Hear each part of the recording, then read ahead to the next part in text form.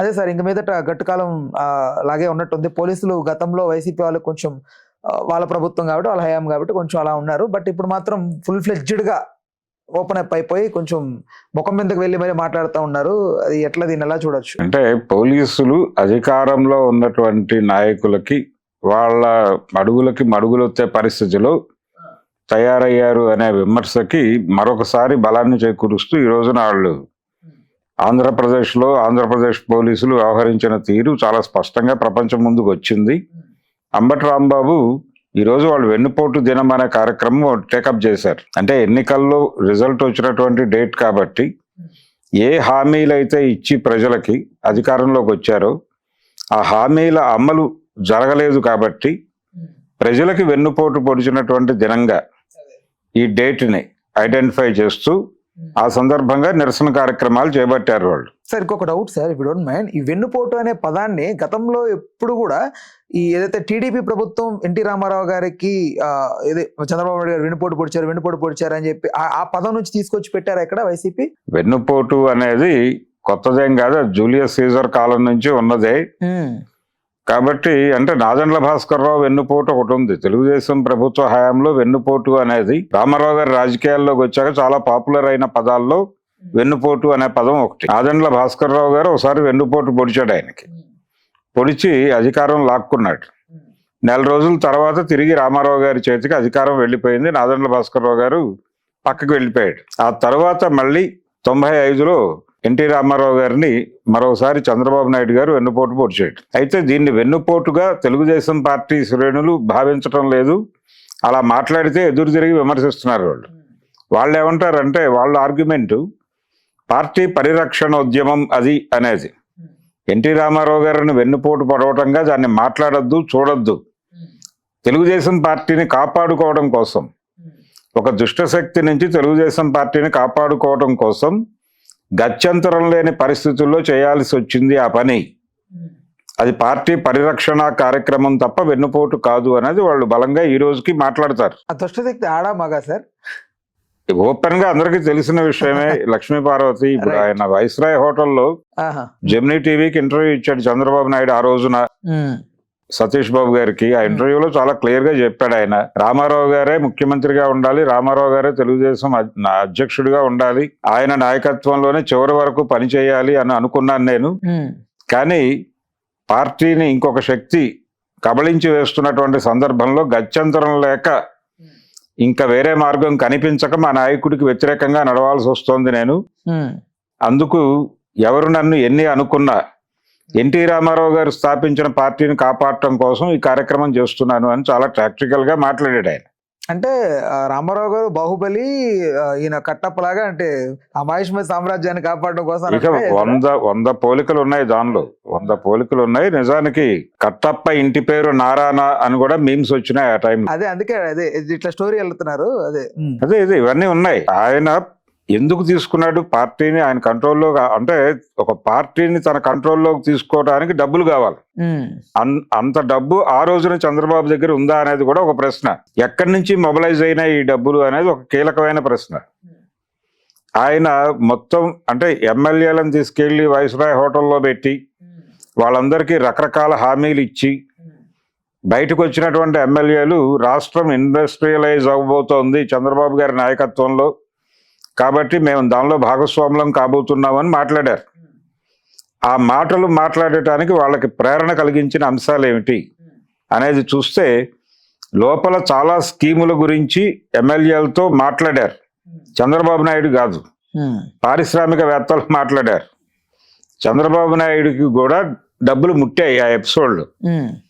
ఎన్టీఆర్ వెన్నుపోటు చంద్రబాబు నాయుడు ఇన్స్ట్రుమెంట్ గా పనిచేశాడు కానీ ఎన్టీఆర్ని పదవిలోంచి దించాలి అని ఆ రోజున అంటే పర్టికులర్ గా భారతదేశంలోకి ప్రవేశించినటువంటి లిబరలైజ్డ్ ఎకానమీ, మార్కెట్ ఎకానమీ ఆంధ్రప్రదేశ్లో కూడా ప్రవేశించింది. ఆ రోజున ఉమ్మడి ఆంధ్రప్రదేశ్ ప్రవేశించిన తర్వాత రామారావు గారు లైసెన్స్ రాజే నడుపుతున్నాడు ఇక్కడ. ఈ లైసెన్స్ రాజు రద్దు చేయాలి అని పెట్టుబడి అనుకుని పెట్టుబడిదారులందరూ కలిసి ఫండ్ మొబిలైజ్ చేసి చంద్రబాబు నాయుడు గారికి ఆసరాగా నిలబడితే అప్పుడు ఆయన ఆ కార్యక్రమాన్ని నిర్వహించాడు. ప్రతి ఒక్క ఎమ్మెల్యేకి సూట్ కేసులు వెళ్ళినాయి.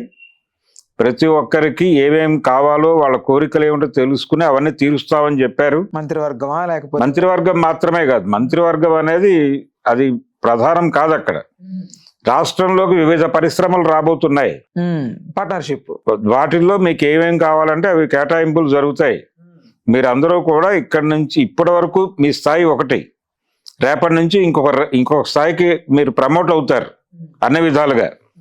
కాబట్టి మీరు ఇప్పుడు నాకు మద్దతు తెలియజేయకపోతే నాశనం అయిపోతారు అని చెప్పి ఎమ్మెల్యేల మద్దతు కూడగట్టాడు ఆయన. అంటే సైకలాజికల్ గా కొంచెం వాళ్ళని అవును, అంటే మోటివేట్ చేశాడు. మోటివేట్ చేసి తన వెనక నిలబెట్టుకున్నాడు. ఎన్టీ రామారావు గారిని వీరోచితంగా పక్కకి గెంటగలిగాడు. ఆయన అదృష్టం ఏంటంటే ఎన్టీ రామారావు గారు ఆగస్టులో పదవి కోల్పోతే జనవరిలో చనిపోయాడు. కరెక్ట్గా 4 నెలలే బతికాడు ఆయన. ఈ 4 నెలలు కూడా ఆయన రకరకాల ప్రయత్నాలు చేశాడు. రకరకాల ప్రయత్నాలు అంటే పార్లమెంట్ ఎలక్షన్ రావాల్సి ఉంది. అప్పుడు పార్లమెంట్ ఎలక్షన్లో తన ప్రభావాన్ని చూపించి అప్పుడు చంద్రబాబు సంగతి చూద్దామనే మూడ్లో ఉన్నాడు ఆయన. ఆ మూడ్లో ఉండగా అనుకోకుండా కన్ను మూసాడు ఆయన. అదొక అదృష్టంగా మారింది చంద్రబాబుకి. ఈ విధంగా ఆయన ఒకవేళ ఎన్టీ రామారావు తిరిగి కోలుకుని తనని గనక పక్కకి లాగేస్తే, ఇప్పుడు నాదెండ్ల భాస్కరరావుని ఎలాగైతే 4 రోజుల్లో బయటకు లాగేశాడు, అలాగే తనని కూడా లాగేస్తే అప్పుడు తన భవిష్యత్తు ఏంటి, తన పరిస్థితి ఏంటి అనేది కూడా చంద్రబాబు నాయుడు ప్లాన్ చేసుకున్నాడు. చేసుకుని తను గనక ఒకవేళ రామారావు గారు తిరిగి అధికారంలోకి వచ్చి తను బయటకు రావాల్సిన పరిస్థితి వస్తే జీవితాంతం తన పోషణ, తన యాక్టివిటీస్ కావాల్సినటువంటి తన వ్యాపార వ్యవహారాలకు సంబంధించిన ఫండ్ కూడా వాళ్ళ దగ్గర నుంచి గ్యారంటీ తీసుకుని ఆ కార్యక్రమానికి దిగాడు ఆయన. అంటే తను ముఖ్యమంత్రి కావడానికి కూడా కూలీ తీసుకున్నాడు ఆయన, ఓపెన్ గా మాట్లాడాలంటే. ఇది ప్రోగ్రామ్ ఆ రోజు జరిగినటువంటి వెన్నుపోటు సందర్భంగా జరిగినటువంటి స్కీము, కార్యక్రమం. చంద్రబాబు నాయుడు గారు అమలు చేసినటువంటి చాణక్యం. ఆయన ముందు ఉన్నాడు అంతే. ఆయన ముందుండి కథ నడిపించాడు. కానీ ఆయన వెనకాల చాలా మంది అంటే ఉత్తరాది పెట్టుబడిదారులు అందరూ ఉన్నారు. వాళ్ళందరూ చందాలు వేసుకుని చంద్రబాబు నాయుడిని ఎన్టీఆర్కి వ్యతిరేకంగా రంగంలోకి దింపి విజయం సాధించారు. ఇది ఆ రోజు జరిగినది. అది ఖచ్చితంగా వెన్నుపోటే. వాళ్ళు ఎంత మొత్తుకుని చెప్పినా పార్టీ పరిరక్షణ కార్యక్రమం ఇవన్నీ మాట్లాడినప్పటికీ అది వెన్నుపోటే. ఈ వెన్నుపోటు ఇప్పుడు ప్రజలకు పొడిచాడు చంద్రబాబు. గత ఎన్నికల్లో ఆయన ప్రధానంగా నమ్మింది 100 హామీలు ఇచ్చాడు, విశృంఖలంగా హామీలు ఇచ్చాడు. ఇది అమలు చేయగలనా లేదా అనేది కూడా పట్టించుకోకుండా ఆయన హామీలు ఇచ్చాడు. అలాగే దాంతోపాటు ఆ రోజున అధికారంలో ఉన్నటువంటి పార్టీని ఒక దుర్మార్గమైన పార్టీగా ప్రజల మనసుల్లో ఆ ముద్ర వేసే పద్ధతిలో, అంటే బ్రాండింగ్ పాలిటిక్స్ అంటారు, ఆ బ్రాండ్ చేయటానికి ఆయన విపరీతంగా ఖర్చు పెట్టాడు. దాంతో పాటు ఆ రోజున కాంగ్రెస్ పార్టీ, లెఫ్ట్ పార్టీలను కూడా తన కంట్రోల్లోకి తీసుకుని షర్మిల గారిని అలాగే సునీతారెడ్డిని వాళ్ళిద్దరిని కూడా తనకి అనుకూలంగా, అంటే జగన్మోహన్ రెడ్డిని తను బ్రాండ్ చేస్తున్నటువంటి పద్ధతిలో వాళ్ళిద్దరిని కూడా వినియోగించాడు. వినియోగించి జగన్మోహన్ రెడ్డికి వ్యతిరేకంగా ఒక విస్తృతమైన క్యాంపెయిన్ చేయించాడు వాళ్ళతో. వాళ్ళు ఎక్కడ మాట్లాడినా ఆ మాటలని భుజానేసుకుని జనంలోకి తీసుకెళ్ళింది తెలుగుదేశం మీడియానే. కాబట్టి ఇంత ఆర్గనైజ్ చేసి తన అధికారంలోకి వచ్చాడు ఆయన. ఇది ఆర్గనైజ్ చేయటంలో భాగంగా ఎందుకైనా మంచిది అనే ఉద్దేశంతో హామీలు విస్తృతంగా గుప్పించాడు. ఆ హామీలు అమలు చేయలేను అనే విషయం ఆయనకి తెలుసు ఆ రోజున. అయినప్పటికీ అవతల వైపు నుంచి ఒక రకమైనటువంటి సంక్షేమ రాజ్యాన్ని పీక్స్కి తీసుకెళ్ళాను నేను అని చెబుతూ ఆయన వస్తున్నాడు జగన్మోహన్ రెడ్డి. జగన్మోహన్ రెడ్డి కంటే కూడా మేము రెట్టింపు సంక్షేమం ఇస్తాము అనేది ఒక ప్రజల్లోకి తీసుకెళ్ళాలి అనుకున్నాడు చంద్రబాబు. అనుకుని ఆచరణ సాధ్యం కాని హామీలు చాలా గుప్పించాడు. అవేవి జరగలేదు. ప్రాక్టికల్ గా జరగకపోగా ఆ రోజున జగన్మోహన్ రెడ్డి టైంలో అమలు జరిగినటువంటి పథకాలు కూడా చాలా వరకు పక్కన పెట్టేయాల్సినటువంటి పరిస్థితి వచ్చింది. జరిగింది కూడా అది. దీని మీద ప్రజల్లో ఇప్పటికే ఆలోచన మొదలైంది. ఏమిటిది, ఈ పరిస్థితి ఏమిటి అనేది ఆలోచిస్తున్నారు. అలాగే వాలంటీర్ వ్యవస్థ ఇవన్నీ ఉండేవి ఆ రోజుల్లో. వీటన్నిటినీ రద్దు చేశాడు ఈయన.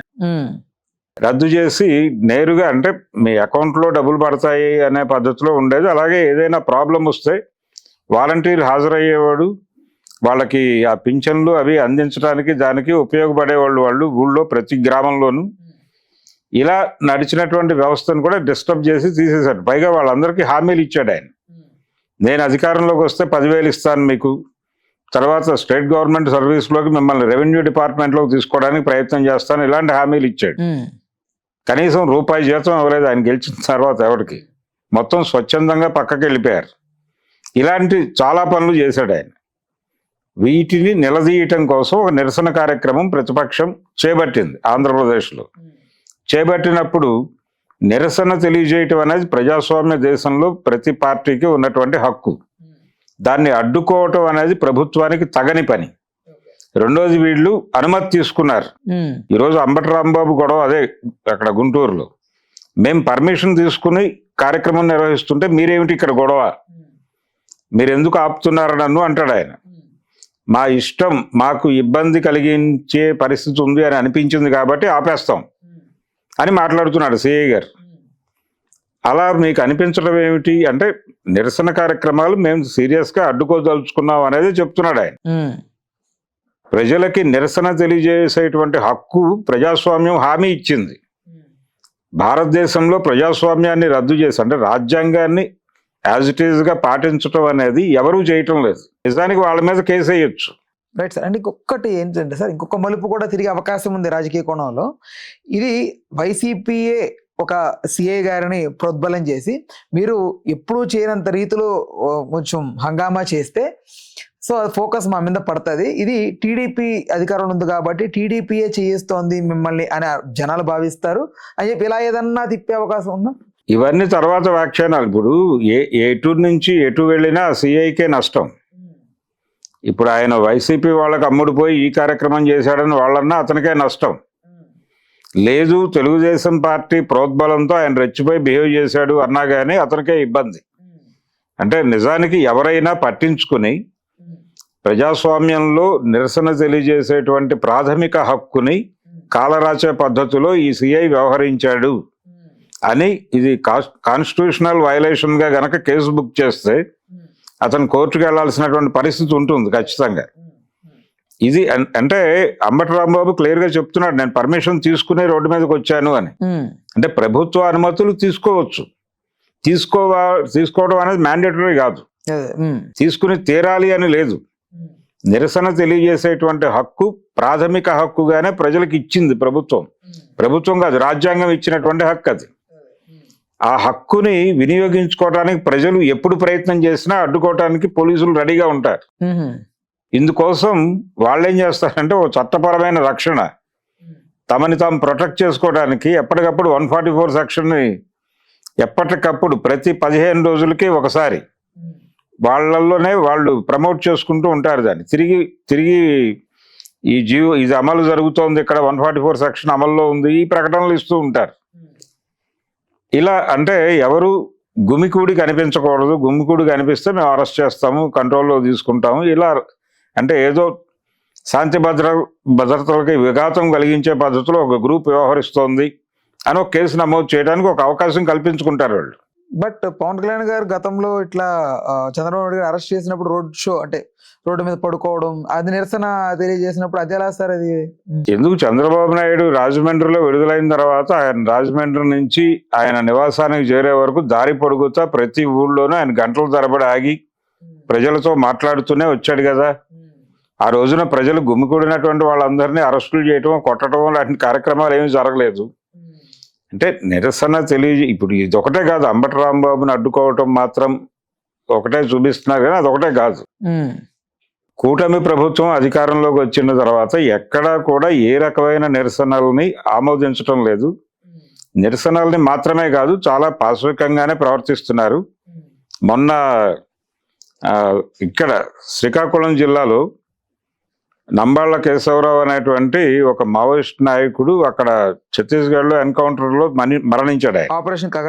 ఆపరేషన్ కగార్లో భాగంగా ఆయన అక్కడ ఎన్కౌంటర్ అయిపోయిన తర్వాత ఆ డెడ్ బాడీని ఇవ్వలేదు వాళ్ళు, అక్కడే దహనం చేశారు. చేసిన తర్వాత ఆ బూడిదని ఇచ్చారు వీళ్ళకి, బంధువులకి. సరే, అది పక్కన పెట్టేసి వాళ్ళ ఇంట్లో కర్మకాండ ఏదో చేసుకుంటున్నారు 10వ రోజు. అది చేసుకోవటానికి వాళ్ళ బంధువుల్ని పిలిస్తే వాళ్ళ ఆధార్ కార్డులు చెక్ చేసి మీ ఇంటి పేరుతో వాళ్ళని మాత్రమే అలో చేస్తాము, ఇలాంటి గందరగోళం అంతా చేశారు పోలీసులు అక్కడ. అది అప్రజాస్వామికమే. అది చేసింది కూడా ఆంధ్రప్రదేశ్ హోంశాఖ నుంచి ఆదేశాలు వెళ్ళిన తర్వాత వాళ్ళు అలా చేశారు. హోంశాఖకి అలాంటి ఆదేశాలు ఇవ్వమని పైనుంచే వచ్చినాయి. అంటే ఎక్కడా కూడా తమకి వ్యతిరేకమైనటువంటి, నిజానికి అక్కడ వాళ్ళ బంధువుల్లో అందరూ ఒకే ఇంటి పేరుతో ఎలా ఉంటారు? అదేనండి, ఉండరు కదా, రకరకాల ఇంటి పేర్లతో ఉంటారు. ఆ ఇంటి ఆడపిల్లలు బయటికి వెళ్తే వాళ్ళ ఇంటి పేరు మారిపోతుంది. వాళ్ళు రాకూడదంటే ఎలా? అసలు వీళ్ళకేం సంబంధం, వాళ్ళ ఇంట్లో చేసుకుంటున్న పని. అలాగే శ్రీకాకుళంలో ఒక సంస్మరణ సభ పెట్టే ప్రయత్నం చేశారు అక్కడ. ఆ సభని జరగనే వాళ్ళ హాల్ మీటింగ్కి పర్మిషన్ అక్కర్లేదు. హాల్లోకి వెళ్ళిపోయి హాల్లో ఉన్న వాళ్ళందరినీ బయటకు గెంటారు పోలీసులు. ఇది ఓపెన్గా జరిగినటువంటి వ్యవహారం. మీడియా ఉంది అక్కడ, షూట్ చేస్తున్నారు, ఇవేవి పట్టించుకోలేదు పోలీసులు. అదే పద్ధతిలో గుంటూరులో అంబటి రాంబాబుతో మాట్లాడేటప్పుడు కెమెరాలు ఉన్నాయి, షూట్ చేస్తున్నారు అని తెలిసినప్పటికీ వాళ్ళ బిహేవియర్లో ఏ రకమైనటువంటి మార్పులు లేవు. పోలీసుల ప్రవర్తనలో వాళ్ళు చాలా అగ్రెసివ్గా వార్నింగ్ ఇచ్చే టోన్లో మాట్లాడుతున్నారు, నువ్వేం చేస్తావో చేసుకో అని. అంటే అధికార పార్టీ మెప్పు పొందటానికి ఏం చేయడానికైనా సిద్ధపడుతున్నారు పోలీసులు అనడానికి ఇదే ఉదాహరణలు. రైట్. అన్ని చోట్ల, ఒక్క వైఎస్ఆర్సీపీ విషయంలోనే కాదు, ప్రజలు ఏ సమస్య మీద రోడ్డు మీదకి వచ్చినా వాళ్ళని ఓపెన్గా మాట్లాడే పరిస్థితి కూడా లేదు ఇప్పుడు ఏపీలో. ఎవరైనా ఒక హాల్ మీటింగ్ పెట్టుకున్నా హాల్ మీటింగ్ మీద దాడి చేసి వాళ్ళని అరెస్ట్ చేస్తున్నారు. ప్రభుత్వానికి వ్యతిరేకంగా వీళ్ళు ఒక చోట కూర్చుని మాట్లాడుకుంటున్నారు. మాట్లాడుకునే స్వేచ్ఛ రాజ్యాంగం ఇచ్చింది. రాజ్యాంగాన్ని పక్కకి తోసేసి వీళ్ళు ఇష్టం వచ్చినట్టు పరిపాలన సాగించడం అనేది చాలా ఓపెన్గా కనిపిస్తోంది ఏపీలో ఇప్పుడు. అందులో భాగంగానే అంబటి రాంబాబు మీద పోలీసుల దౌర్జన్యం, ఈ వ్యవహారం. నిజానికి వాళ్ళు చేస్తున్న విమర్శలకి అంటే మీరు ఏ హామీ అమలు చేయలేదు అనేది వీళ్ళ కంప్లైంట్. అలాగే మీరు గతంలో జరిగినటువంటి సంక్షేమ పథకాలన్నిటికీ తూట్లు పొడిచారు అనేది ఇంకొక ఆరోపణ. ఆ ఆరోపణలు అవాస్తవం అయితే ఇదిగో అవి అవాస్తవాలు, మేము ఇవి చేస్తున్నామని చెప్పుకోండి మీరు. అంతే జరగాలి. విమర్శించటం అనేది ప్రతిపక్షాల బాధ్యత. వాళ్ళ విమర్శలకి సమాధానం చెప్పడం అనేది అధికార పార్టీ బాధ్యత. ఈ రెండు పనుల్లో ఒక బాధ్యత వీళ్ళు చేస్తుంటే వాళ్ళ ఆ బాధ్యతను నిర్వహించకుండా వీళ్ళ బాధ్యతను నిర్వహించేటువంటి అవకాశం కూడా వీళ్ళకి కల్పించకుండా తొక్కిపెట్టే ప్రయత్నం చేస్తున్నారు. ఇది తప్పు. ఇది నియంతృత్వ ధోరణి తప్ప ప్రజాస్వామిక ప్రభుత్వం వ్యవహరించాల్సిన పద్ధతి కాదు. చంద్రబాబు నాయుడు గారికి ఈ సమస్య ఈ రోజు కాదు, ఆయన అధికారం మొదలుపెట్టిన రోజు 95లో రామారావు గారి చేతి నుంచి అధికారం తీసుకున్న మరుక్షణం నుంచి ఆయన అదే పద్ధతిలో వ్యవహరిస్తూ వస్తున్నాడు. అందులో భాగంగానే నిన్న ఇప్పుడు ఇంకా కొంచెం మరింత బలంగా ఉన్నాడు ఆయన. అంటే భారతీయ జనతా పార్టీతో మరింత సాన్నిహిత్యం పెరిగింది ఆయనకి. దాన్ని ఎట్టి పరిస్థితుల్లోనూ వాళ్ళ చెయ్యి వదిలిపెట్టాలని అనుకోవడం లేదు ఆయన. వాళ్ళ చెయ్యి పట్టుకుని కొనసాగాలనుకుంటున్నాడు. ఆ ధైర్యంతో ఆయన ఆంధ్రప్రదేశ్లో ఉన్నటువంటి అన్ని పార్టీలని తొక్కేయాలనేటువంటి ఒక కార్యక్రమంలో ఉన్నాడు. అందులో భాగంగానే ఇప్పుడు ఈ రోజున వైసీపీ మీద జరిగినటువంటి దాడులన్నీ అందులో భాగంగానే జరిగినాయి, ఇంకా జరుగుతాయి.